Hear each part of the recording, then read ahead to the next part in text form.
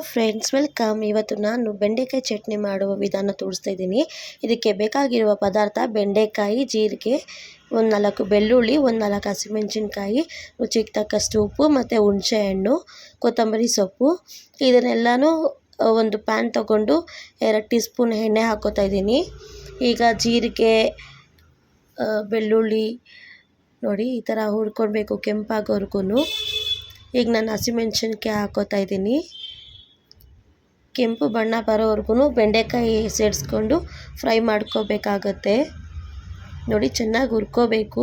ಯಾರಿಗೆಲ್ಲ ಇಷ್ಟ ಆಗಲ್ಲ ಬೆಂಡೆಕಾಯಿ ತಿನ್ನೋಕ್ಕೆ ಅಂಥವ್ರು ಈ ರೀತಿ ಮಾಡ್ಕೊಂಡು ತಿನ್ನೋದ್ರಿಂದ ತುಂಬಾ ರುಚಿಯಾಗಿರುತ್ತೆ. ಈಗ ನಾನು ಮಿಕ್ಸಿ ಜಾರ್ಗೆ ಹಾಕ್ಕೊಂಡು ಇದನ್ನು ಗ್ರೈಂಡ್ ಮಾಡ್ಕೋತಾ ಇದ್ದೀನಿ. ಇದಕ್ಕೆ ಸ್ವಲ್ಪ ನೀವು ಹುಣಸೆಹಣ್ಣು ಹಾಕ್ಕೋಬೋದು ಬೇಕಾದರೆ. ನೋಡಿ ಇವಾಗ ನಾನು ಫೈನ್ ಪೇಸ್ಟ್ ಮಾಡ್ಕೊಂಡಿದ್ದೀನಿ. ಬೆಂಡೆಕಾಯಿ ಚಟ್ನಿ ಈಸಿಯಾಗಿ ಸುಲಭವಾಗಿ ಮಾಡ್ಕೋಬೋದು. ನೀವು ಟ್ರೈ ಮಾಡಿ ಹೇಗಿತ್ತು ಅಂತ ನನಗೆ ಕಮೆಂಟ್ ಮಾಡಿ.